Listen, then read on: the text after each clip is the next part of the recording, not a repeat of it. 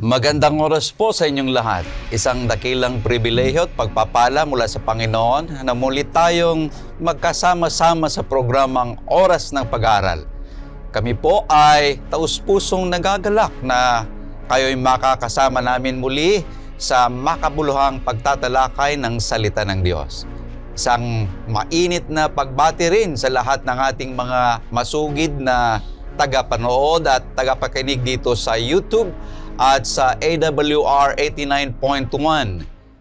Sa lahat ng aming mga minamahal na nasa ibayong dagat sa taga Loma Linda Tagalog Church, sa Hawaii, sa Guam, sa Houston, Texas, sa Paris, sa Australia, at sa lahat na masigasig na taga-subaybay mula sa iba't ibang panig ng mundo, sa Luzon, Visayas at Mindanao, naway patuloy kayong pagpalain ng ating Panginoon.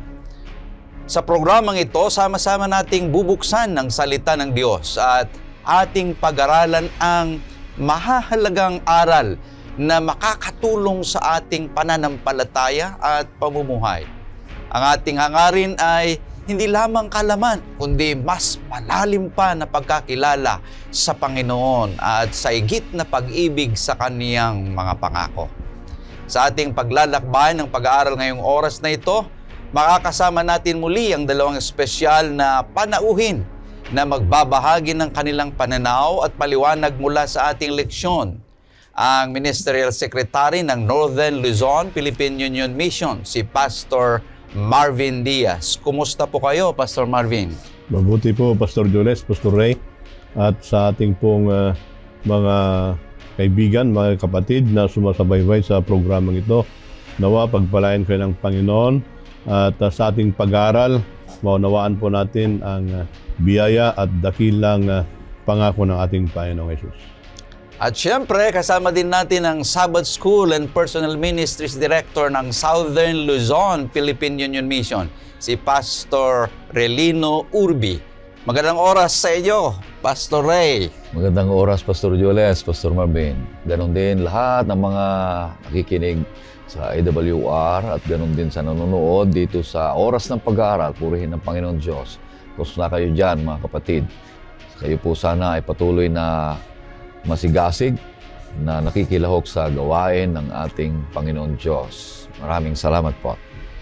Tayo pa rin ay nasa panghuling trimestre sa ating pag-aaral na may pamagat mga aral ng pananampalataya mula kay Josue. Tunay na kamanghamanghang patuloy nating paglalakbay sa mas malalim na pagkaunawa sa mga banal na kasulatan. Sa pagkakataong ito, tayo po ay maghahanda upang sabay-sabay nating simulan ang ating pag-aaral ng leksyon. Yanayaan ko ang bawat isa na buksan ng kanya-kanilang Biblia at sumunod sa ating pagbubulay-bulay ng salita ng Diyos. At upang higit tayong patnubayan ng banal na Espiritu, tayo po ay dudulog sa panalangin. Hilingin natin si Pastor Ray na manguna sa ating panalangin. Tayo po yung manalangin. O Panginoon Diyos sa maraming banal na binubukalan ng buhay, napakabuti niyo sa amin sapagkat pinagkaloob niyo ang oras na ito upang dumulog kami, sumamba sa magitan ng pag-aaral ng iyong mga salita. Nawa po ang iyong presensya ay manahan sa amin, maramdaman ang ministeryong banal na Espiritu at mapatibay at mapalalim ang aming pagkaunawa sa iyong kalooban sa aming buhay. Pagpalain ang bawat sa amin, patawarin ninyo, Panginoon Diyos, ang aming mga kasalanan. Ganon din po ang pagpapatawad namin sa mga nagkasala sa amin. Ito hiling namin sa pangalan ng aming Panginoong Jesus. Amen. Amen. Tayo po ay nasa pangsyam na leksyon na ng ating pag-aaral sa trimester ito na may pamagat mga tagapagmana ng pangako, mga bilanggo ng pag-asa. Naway maging makabuluhan na mapagpalang ating pag-aaral habang ating sinusuri ang aklat ni Josue. Ang ating talatang sasauluhin ay matatagpuan sa Zacarias 9:12. Bumalik kayo sa inyong muog, kayong mga bilanggo na may pag-asa. Ngayoy ipinahahayag ko na aking ibabalik sa inyo ng makalawa. Mula sa hardin ng Eden hanggang sa lupang Kanaan, mula sa pagkakatapon hanggang sa muling pagbabalik, at mula sa mundong ito hanggang sa makalangit na lungsod. Itinuturo ng Biblia na ang mga anak ng Diyos ay tagapagmana ng kanyang mga pangako. Ngunit madalas, hindi pa natin nakikita ang ganap na katuparan ng mga pangakong ito sa buhay ngayon. Kaya nga tayo ay tinatawag ni Zacarias na bilanggong may pag-asa. Mga taong patuloy na nagtitiwala at naghihintay sa araw na ganap na tutuparin ng Diyos ang kanyang mga pangako.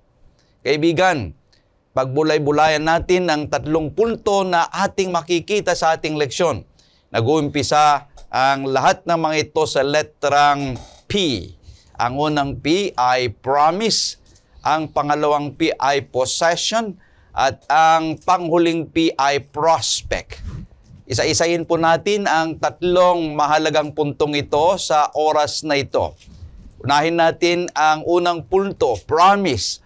Our inheritance is God's gift. Pastor Marvin, ano yung pwede mong ibahagi na background ng ating unang punto na promise? Nung iniwan po natin, Pastor Julius, Pastor Ray, ang chapter 8, o lesson 8, ipinakita sa atin dito yung mga higante ng pananampalataya. Oo. Si Josue at saka si Caleb. Ngayon, itong lesson 9 na ito na yung pangako doon sa kanilang mga ninuno na kung saan ay kanilang ipoposes yung yung land. Kaya makita natin ito na yung pangako ng Panginoon, ito yung gift. Gift na ipinangako doon sa kanilang mga ninuno, ngayon na yung katuparan itong pangako. Ito ang sabi doon sa Josue 21:43, 44 at saka 45. Tingnan natin yung pangako na kung saan naibigay na doon sa mga ninuno nila, ito na yung katuparan niya. Ito, ano po ang sabi diyan? Kaya't ibinigay ng Panginoon sa Israel ang lahat ng lupain na kaniyang pinangakong binigay sa kanilang mga ninuno, at nang kanilang matanggap ay nanirahan sila doon, at binigyan sila ng Panginoon ng kapahingahan sa bawat panig gaya ng kaniyang pinangako sa kanilang mga ninuno. Wala ni isa sa lahat ng kanilang mga kaaway ay nagtagumpay sa harap nila. Ibinigay ng Panginoon ang lahat nilang kaaway sa kanilang kamay. Wala ni isa sa lahat ng mabuting pangako na ginawa ng Panginoon sa sambahayan ng Israel ang hindi natupad. Lahat ay nangyari. So maganda ito eh. Yeah, ito na yung mga katuparan na ipinangako doon sa mga ninuno. Pero dito natin makikita yung karakter ng Panginoon. Ano ba yung karakter ng Panginoon? Yung kanyang ipinangako ay kanyang tinutupad.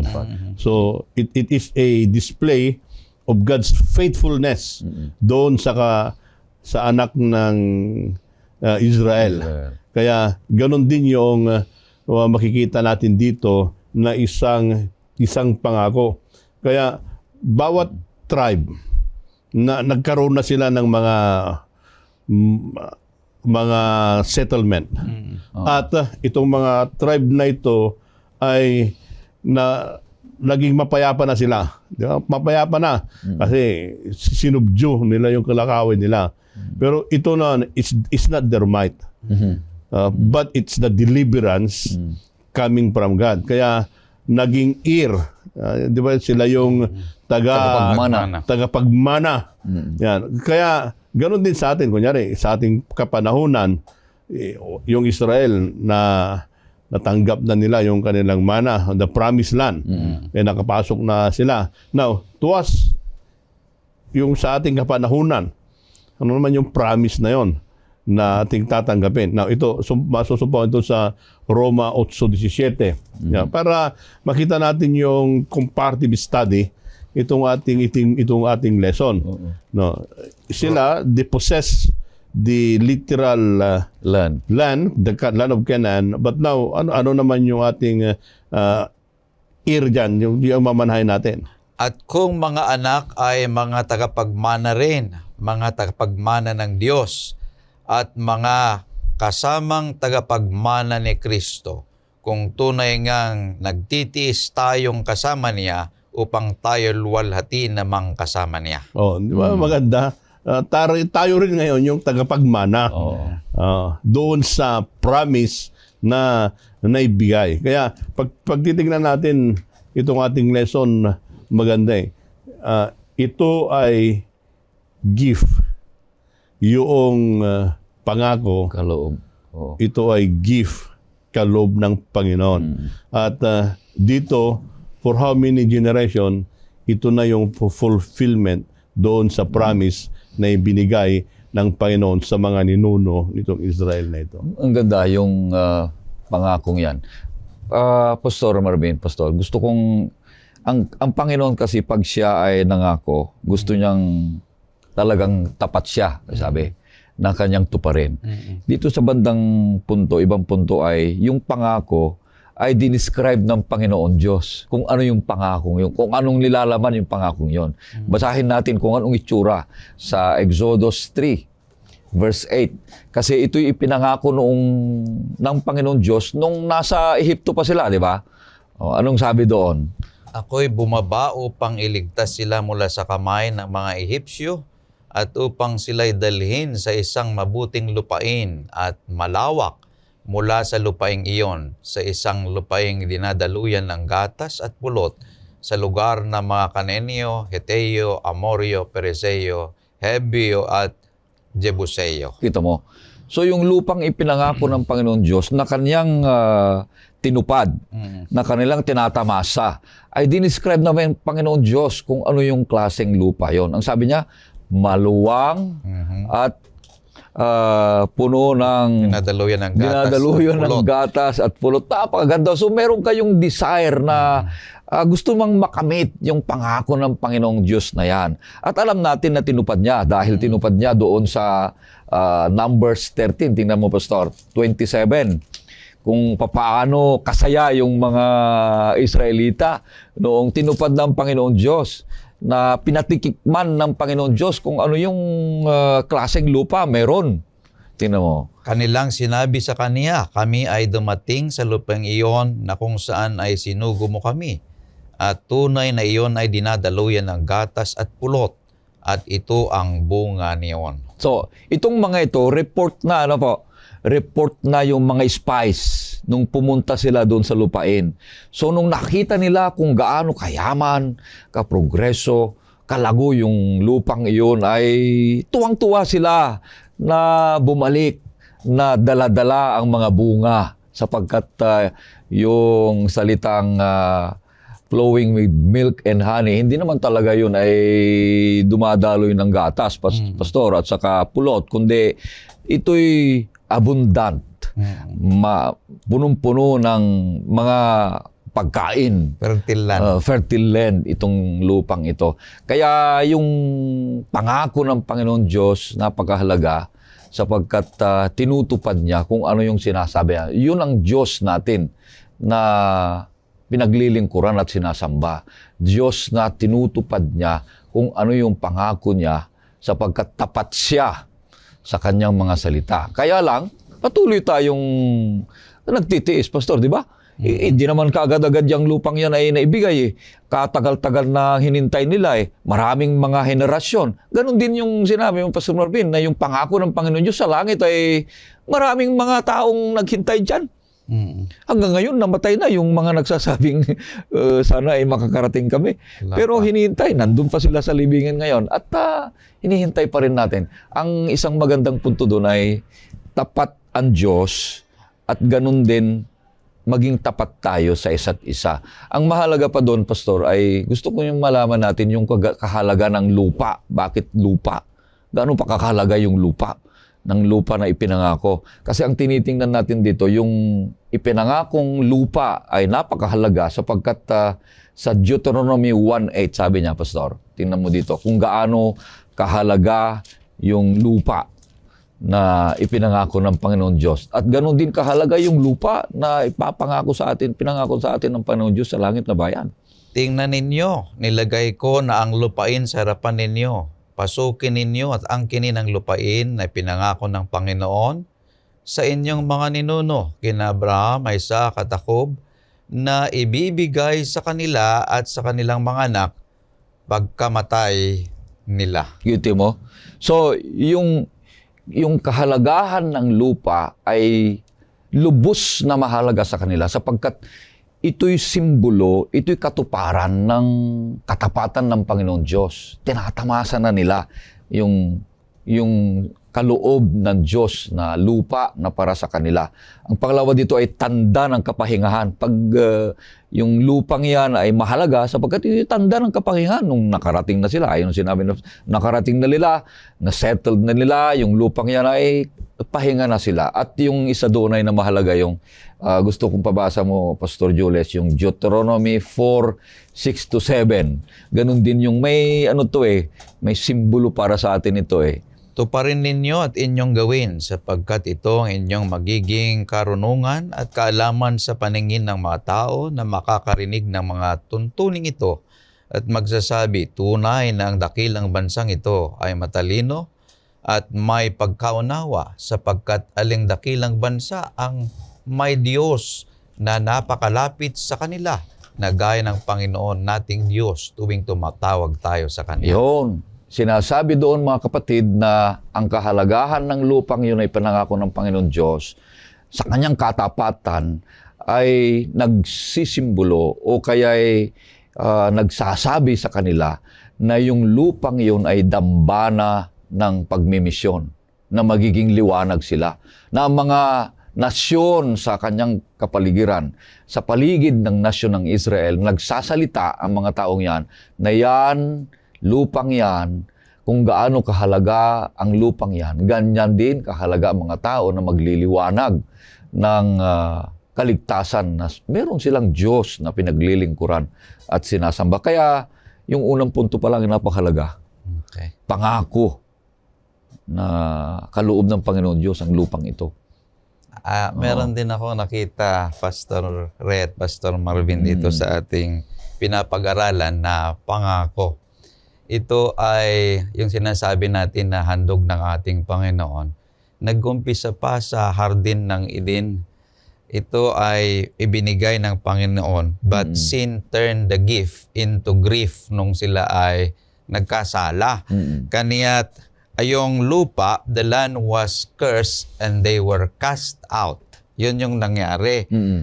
Ngunit sa pagpapatuloy, ay si Abraham, naibigay na naman sa kanya itong pangako. Ngunit napag-aralan natin, naalala ko nung sinabi ni Pastor Marvin noon, hindi pa sila nasyon.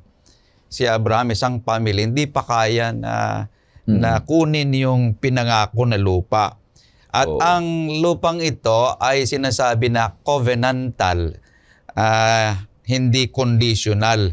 It was given by grace at hindi pwedeng kunin ito sa pamagitan ng kanilang effort, kundi the journey is by faith. Ito yung nakita ko.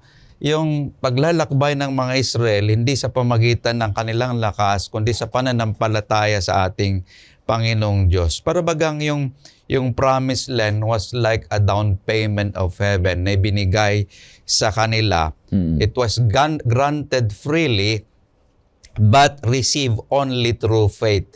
Ito yung aking nakita dito. Ngunit si Abraham, hindi yung lupang yun ang nakita lang niya eh.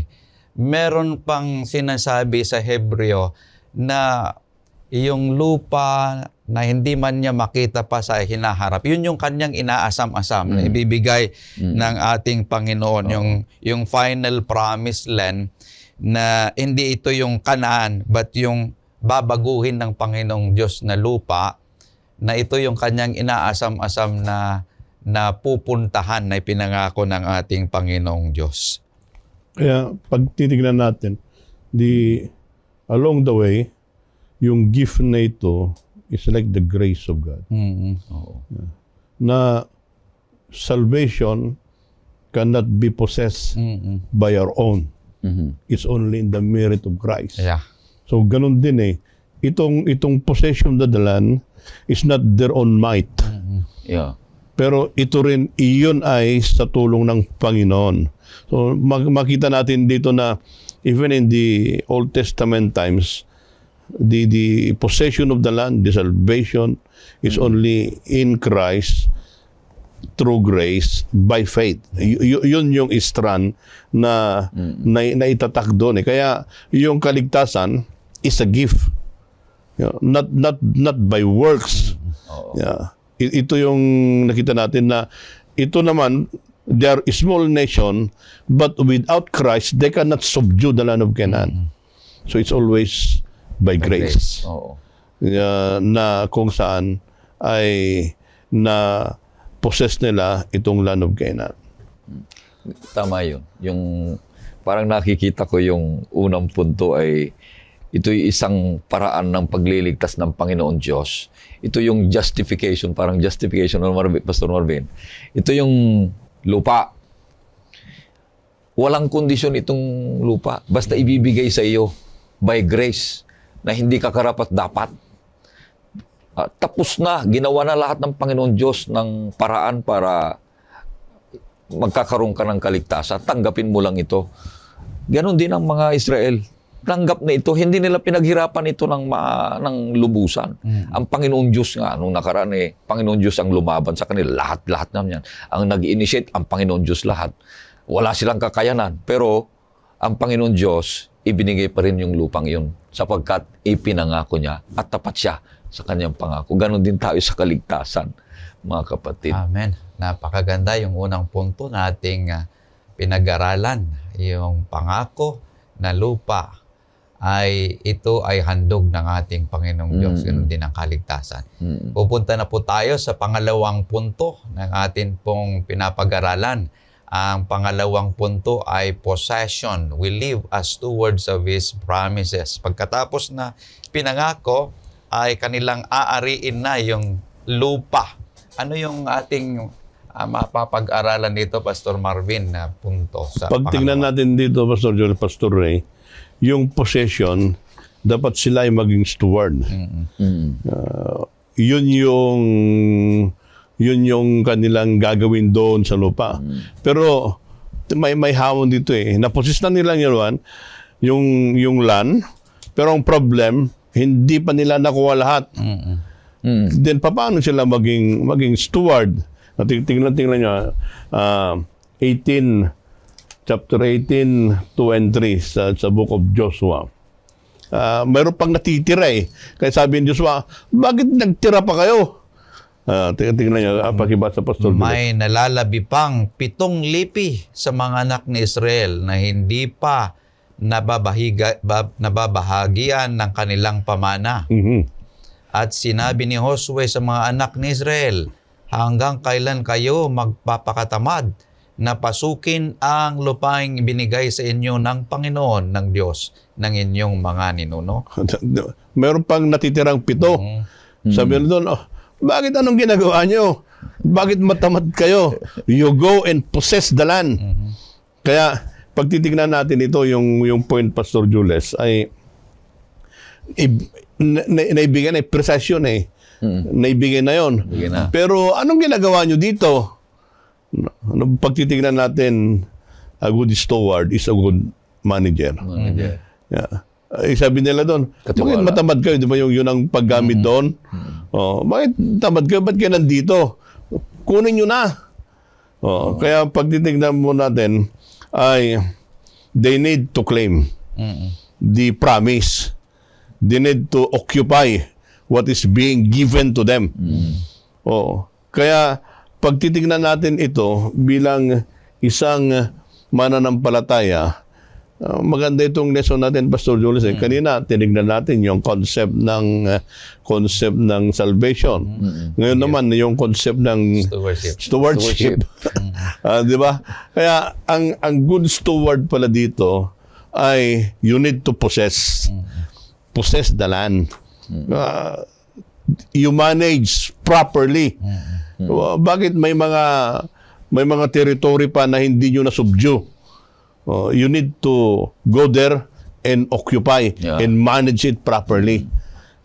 Ang Panginoon, yun din ang ibinigay niya sa atin in possessing the land, ngayon sa ating kapanahonan, God has given us the possession.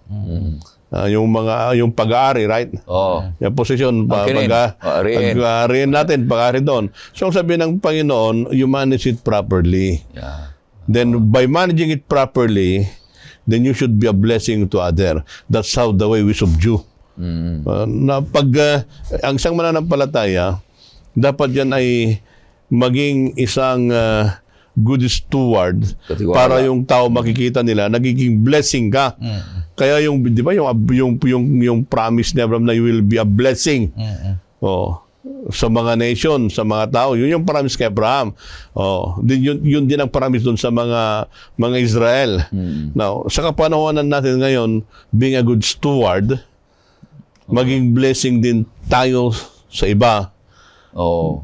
Kaya kung generous ka, blessing ka. Paganda. Di ba?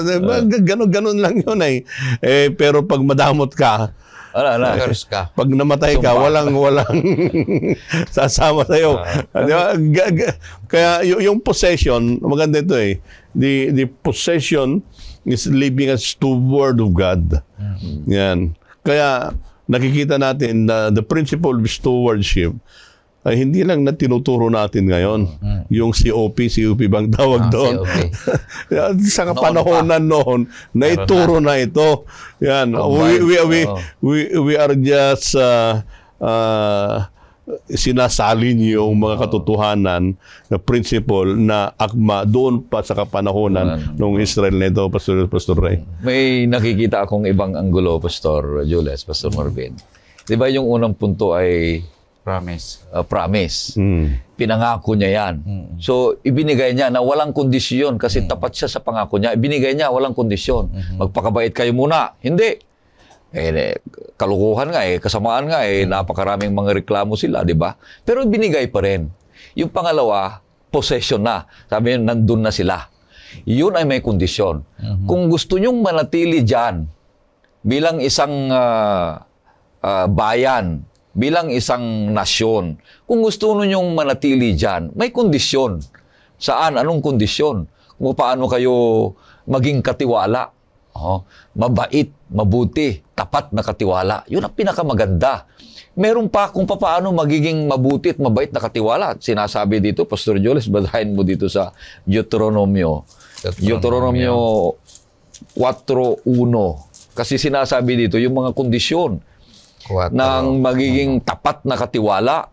Anong sinasabi dyan? At ngayon, O Israel, pakinggan mo ang mga tuntunin at mga batas na aking tinuturo at inyong gawin ng mga ito upang kayo'y mabuhay at pumasok at angkinin ng lupaing ibinibigay sa inyo ng Panginoong Diyos ng inyong mga ninuno.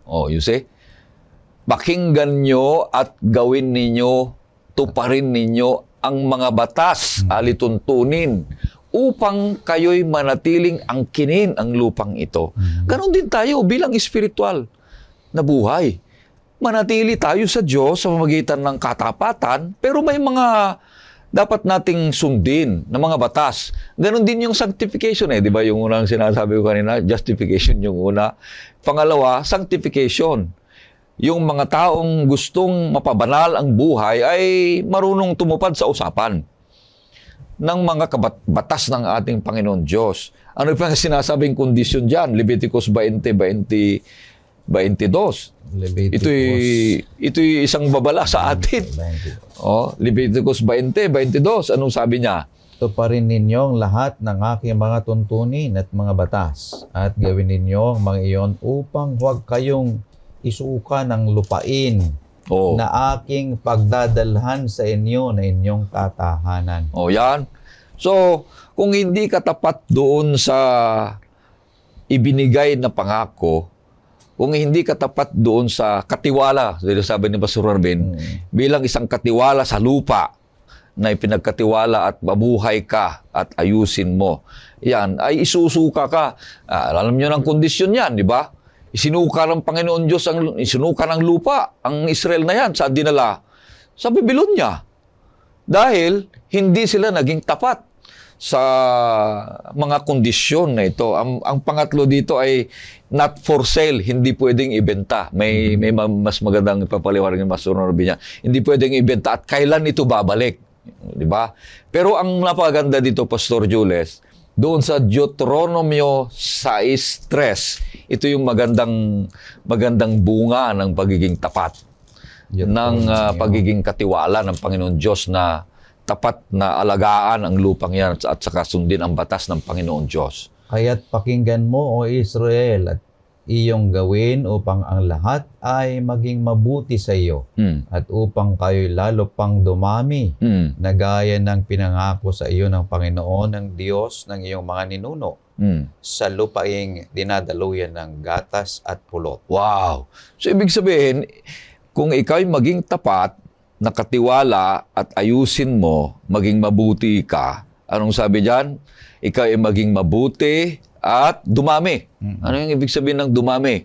Pag dumami ang tao, o dumami ang anak mo, o dumami ang bunga, ibig sabihin lumalago.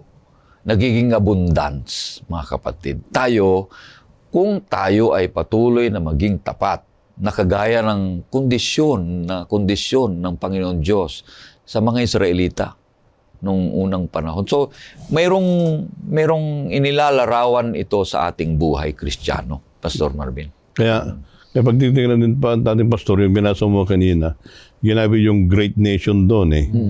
Dito sa 17:15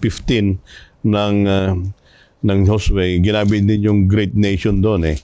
Now, bakit nila ipopossess yung land? Ipossess na kukunin nila yung lupain na yon kasi yon pag-aari ng Panginoon. Oh. At sinabi ni Josue sa kanila, kung ikaw ay isang malaking bayan, umahon ka sa gubat at doon ay magbukas ka ng lupain para sa iyong sarili, sa lupain ng mga Perezeo at ng mga Rephaim. Yamang ang lupaing maburol ng Ephraim ay makipot para sa iyo. It's confined, yung sa English sabi niya, confined for you. Ito, may nakatira dito. Pero sabi niya, you go there and possess the land. Nailaan. Maganda dito eh. Nakikita ko dito, Pastor Jules, because the land is belong to God. At habang we as a pilgrim, nakagaya ng ito eh, they are pilgrim. Sojourners. And while being a pilgrim, dapat we need to manage properly. The resources of God properly with faith and obedience. At isa dito, nakita ko dito, kasi inawakan natin yung NDR, yung bang evangelism. Sabi niya, you go to the land of parasites, giants doon, then subdue. Yan. You do evangelism there. Di ba ganon din sa ating kapanahonan noon?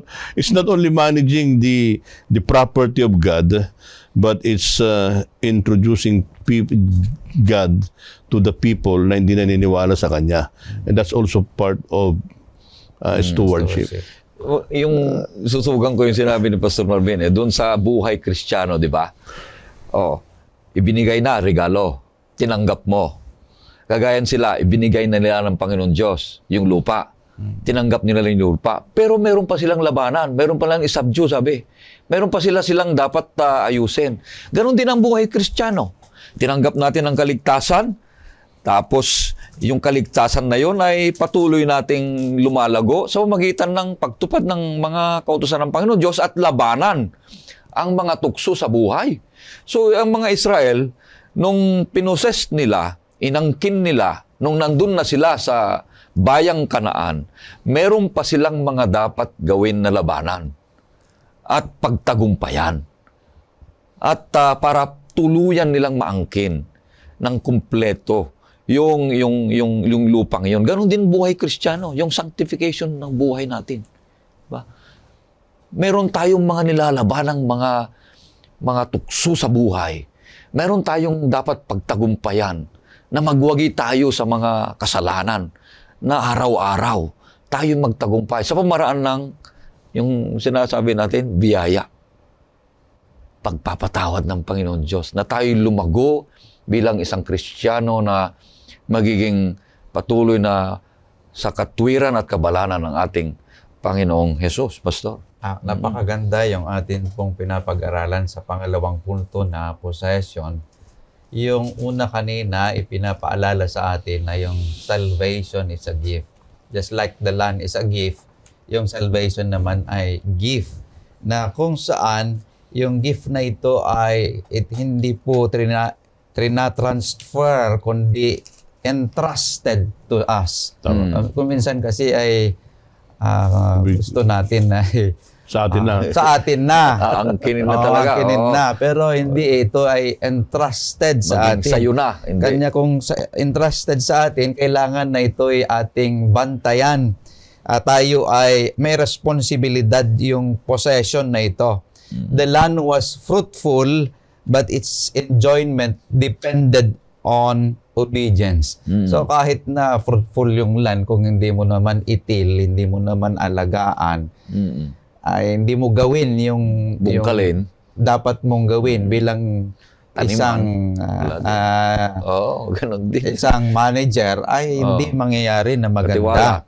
Bilang isang katiwala. So meron tayong responsibilidad na binabanggit dito. So even the land was partially possessed, ay pinapaalala kay Josue na his promise still stood, but his people must continue in obedience and diligence. Ganon din sa ating pananampalataya na kagaya ng sinabi natin kanina, hindi kailangan na sinasabi mo sa akin lang ito, akin lang ito.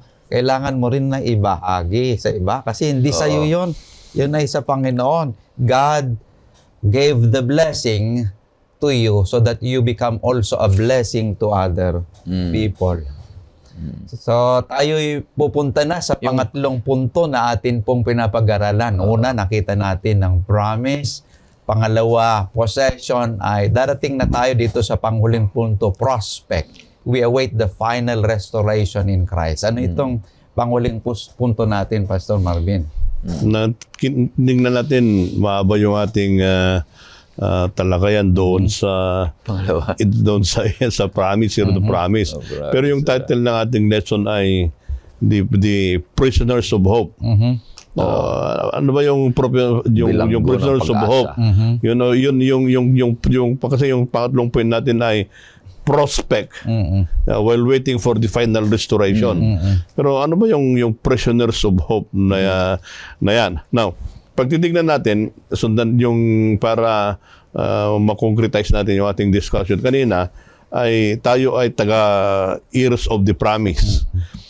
It means to say, ay ipinakita ng Panginoon yung kanyang faithfulness. Then, on the possession na tinignan natin kanina, is still the grace of God is responsible of that possession.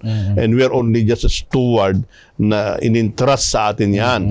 Then on the third aspect, on the prospect, the prisoners of hope. Ano ba yung tong prisoners of hope? Kasi yun yung what natin eh. Yun yung sa title. The prisoner of hope is living between the promise and the fulfillment. Yan, yung namumuhay tayo doon sa ipinangako, what has been promised, at saka yung fulfillment. We are in between of that one. Para bang itong panahonan natin hanggang doon sa second coming, we are living on this time of period. Yun yung sinasabi nating prisoners of hope. Ayan, yung prisoners of hope. While waiting, kasi yung prospect natin, we are waiting for the final possession of the heavenly Canaan.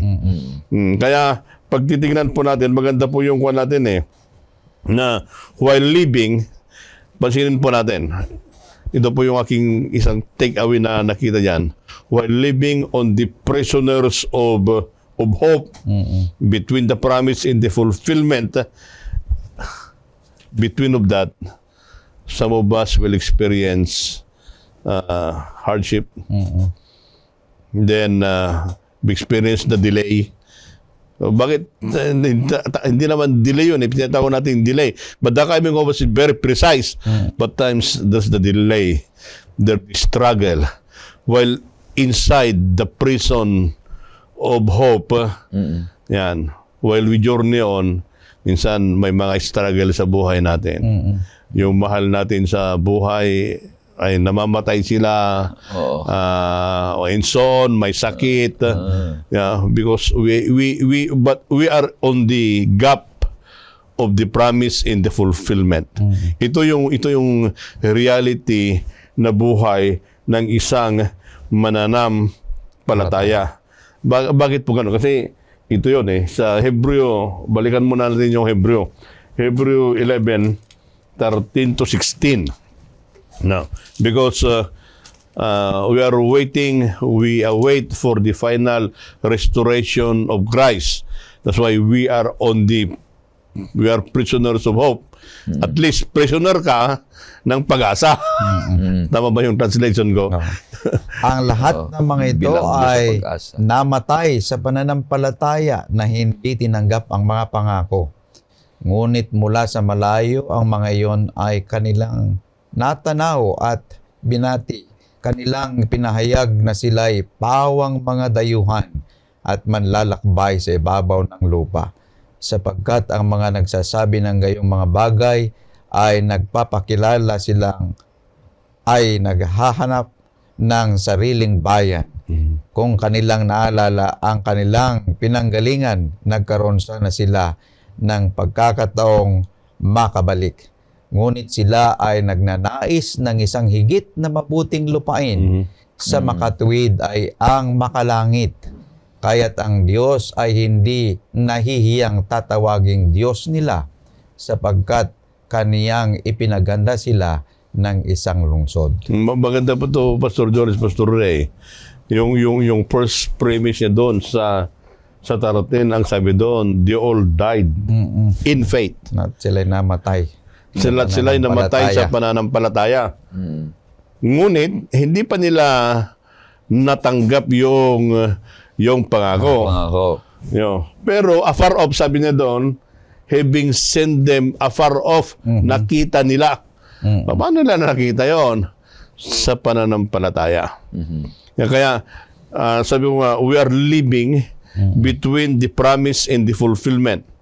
While waiting for the second coming of our Lord Jesus Christ. Kaya, pag titignan po natin itong Hebrews 11, lahat ito nangamatay sila. Pero, sa kanila, they're still prisoners of hope. Napakaganda yon. Na ini-imagine ko yung pinapaliwanag mo, Pastor Marvin, yung prisoners of hope, yung bilanggo sa pag-asa. Ni-imagine ko, yung bilanggo, anong magagawa niya? Doon lang siya sa sa kulungan. Wala nang ibang gagawin kundi umaasa. So tayo din, yung bilanggo, yun lang kumakapit sa isip natin. Wala na tayong ibang gawin. Wala na tayong ibang isipin. Wala na tayong aabalahin na pag-iisipan, kundi yung pag-asa ang nagbilanggo sa atin para tayo ay nakatuon doon sa fulfillment. Katuparan ng salita o kaya hula ng Panginoon Diyos na ipapagkaloob niya sa atin, mga kapatid. Yung nakita ko pa dito sa background niya, Pastor Marvin, yung restoration, yung panunumbalik, ay isa sa mga hinahangad o kaya ninanais ng bawat Hudyo noong unang panahon. Kung sila man ay naging alipin, dahil sinasabi na banal ko na kanina na huwag ibenta yung lupa dahil mahalaga yung lupa. Pero may mga Hudyo na sa kahirapan sa buhay nila ay naibenta nila. Namatay yung mga mahal sa buhay. So maibenta nila yon. Magiging alipin sila ng ibang tao o kaya sa kapwa nila Hudyo. At merong sinasabi na nakasulatan doon sa Leviticus 25, hindi na natin isa-isahin pa, Pastor Jules, doon sa Leviticus 25, 8 to 13, ipinapaliwanag doon yung Jubilee, Pastor Jules. Yung tatawag na sabbatical year. Yes, yung sabbatical year.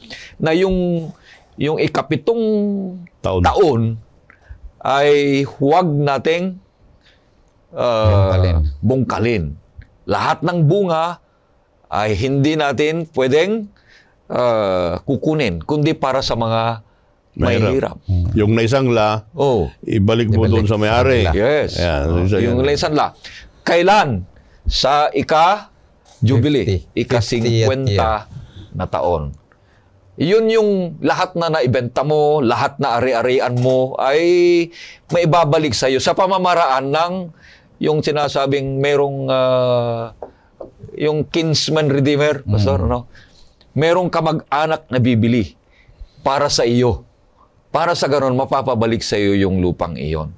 Ganon din sa illustration sa ating buhay Kristiyano, bilang isang mananampalataya, meron tayong karanasan na tayo naging alipin, tayo'y abang tao, tayo makasalanan.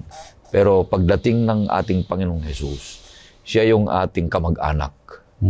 Siya yung ating kaibigan. Siya yung ating kapatid na bumili ng ating kasalanan o kaya tinubos niya ang ating kasalanan upang tayo ay magkaroon ng pag-asa ng kaligtasan. Kaya mahalagang-mahalaga ito, pinalaya tayo mula sa pagkaalipin ng kasalanan sapagkat napalayo tayo sa ating Panginoong Diyos. Dumating si Jesus upang bilhin tayo, tubusin tayo at magkaroon tayo ng kalayaan sa Kanya. Kaya nga yung Pastor. kaya nga yung kuwan natin ay prospect. Respect. Yeah, while waiting. Kaya pag titignan natin, yung ating pag-asa ay na kay Kristo. Yeah, yung pag-asa na yan, we are still on the prisoner, sabi ko kanina, ay yun sana ang magsusustain sa atin Yeah. ng katibay ng pananampalataya. We experience na trials sa ating buhay, kahirapan, but yung pagiging prisoner natin sa pag-asa, yun ay hindi yun ang maglalayo sa atin, sa ating Panginoon. Bagkus, yun ang magpapatibay sa ating pananampalataya habang hinihintay natin yung pagdating ng ating Panginoong Hesus.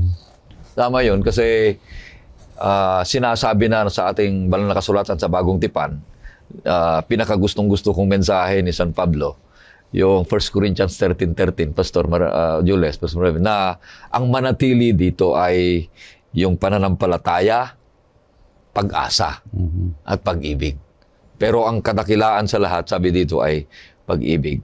Bakit ko sinabi yon? Dahil ang ating pinag-uusapan ay pag-asa na nais ng Panginoon Diyos na manatili sa ating buhay.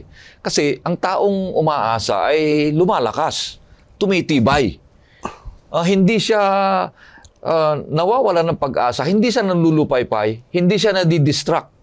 Kung ano man yung mga dumarating na mga hamon sa kanyang buhay, hindi mo siya redirect sapagkat ang kanyang isip, ang kanyang minimithi ay yung naipangako sa kanya na kanyang inaasahan.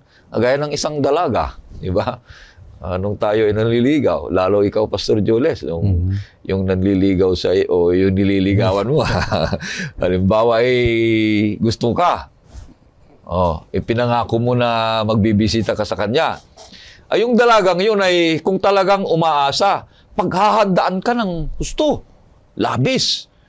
Maglilinis sa bahay, magpagluluto ka, sasabihan niya yung mga magulang, mga kapatid na may darating si Pastor Jules. So, yung isip niya, wala ka pa sa kanyang bahay. Pero yung isip niya, nasa iyo na. Pinaghahandaan ka na. Lumalakas siya. Nagiging ligaya niya ngayon, yung pagdating. Kaya mayroong pag-ibig doon na sinasabi. Kasi kung walang pag-ibig, di ba, Pastor Norben, walang ligaya. Kaya ganun tayo sa buhay. Meron tayong pag-asa na inaasahan. At yun ay nagbibigay ng lakas natin, tibay ng loob, at patuloy na masigasig. At ito'y sa Ilocano ko napingat, Ilocano, Tagalog na Masigasig. masigasig. At patuloy na hindi nawawalan ng pag-asa o kaya nagdududa sa lahat ng mga iyon, mga kapatid. May tatlong salita na nag-umpisa lahat sa letter D na summary na aking nakita sa panghuling punto na prospect. Una ay delayed, pangalawa ay denied, at ang pangatlo ay destroyed.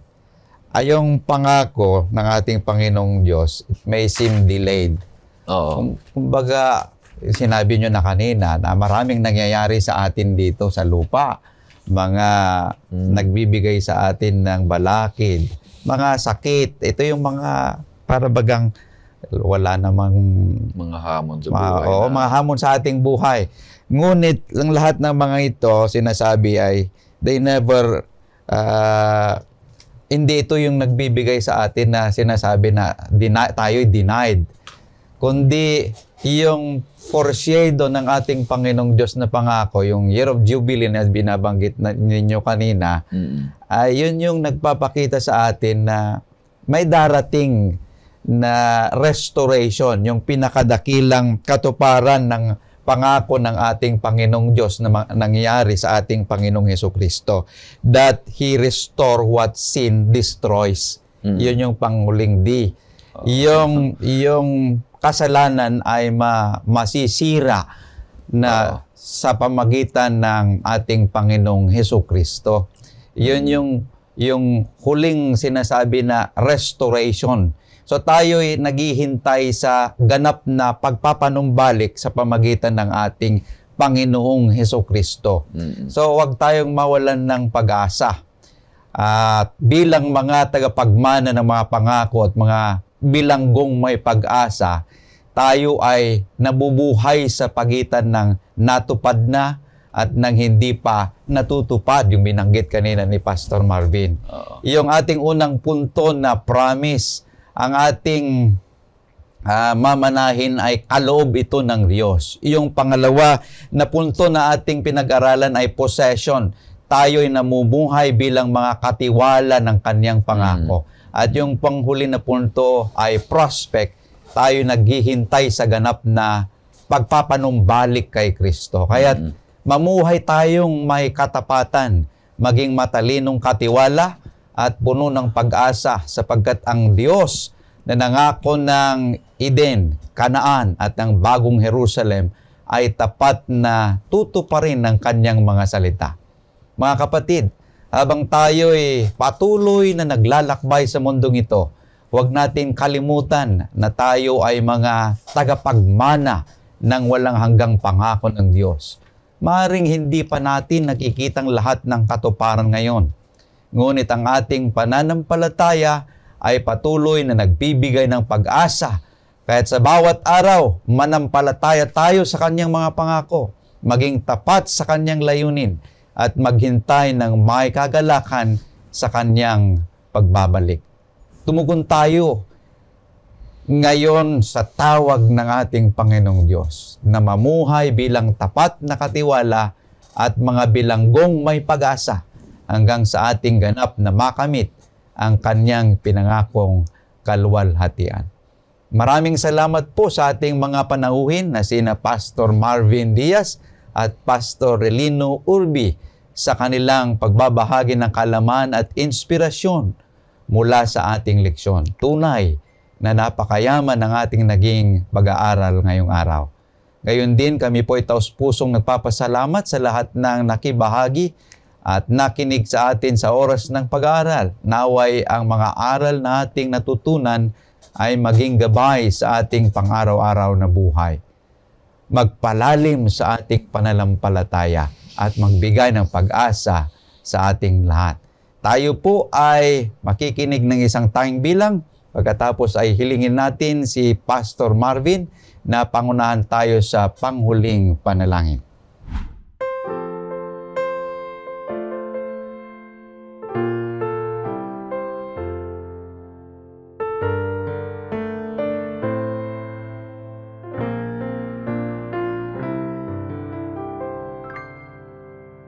Kamusta na kaibigan ko? Ikaw ba'y nalulungkot? Problema mo't kasawian ay tila di nauudlot. Kay daming suliranin, bagas ako'y gumuho.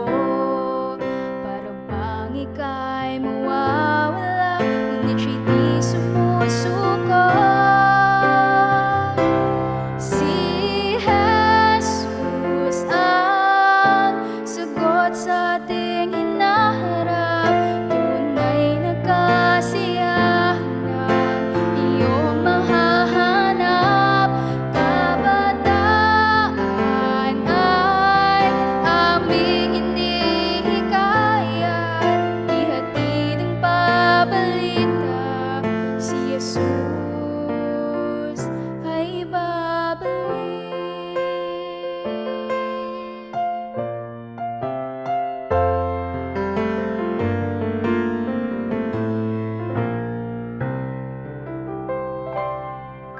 Tayong mga anak ng Diyos ay may katungkulan. Ilaan ang iyong panahon, kabatay tulungan.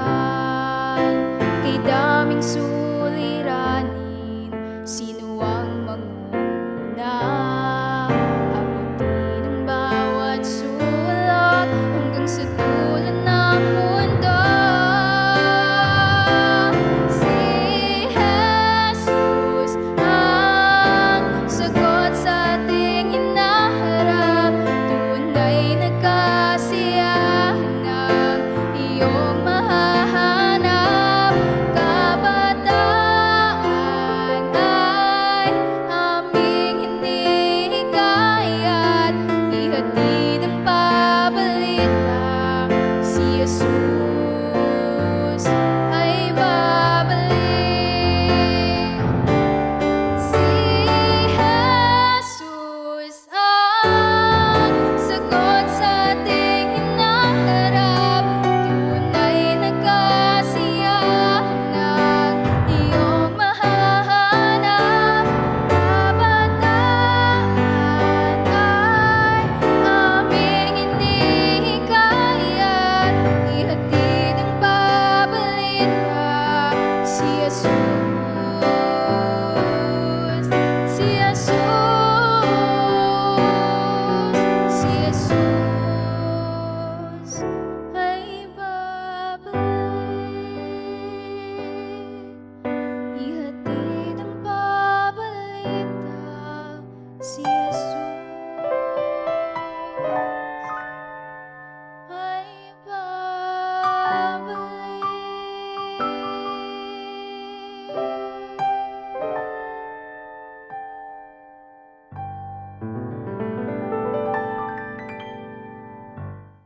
Tayo ay manalangin. Dakilang Diyos, marami pong salamat sa pag-asa na binigay niyo sa amin, na kami ay isang ear ng iyong kaharian at hinihintay po namin ang fulfillment na yan pagdating ng aming Panginoong Yesus. While we are living in the blessed hope of your coming, Father, pinapanalangin po namin na masumpuan niyo kaming maging matapat kaming katiwala po ninyo. Maraming pong salamat sa pagdinig sa aming panalangin sa pangalan ni Jesus. Amen. Amen. Amen. Kapatid, huwag po ninyong kalimutan muli tayong magsama-sama sa susunod na edisyon ng Oras ng Pag-aaral. Hanggat sa muli, ako po ang inyong kapatid, Pastor Jules Bermudez. Naway ang biyaya at kapayapaan ng ating Panginoong Diyos ay suma sa ating lahat.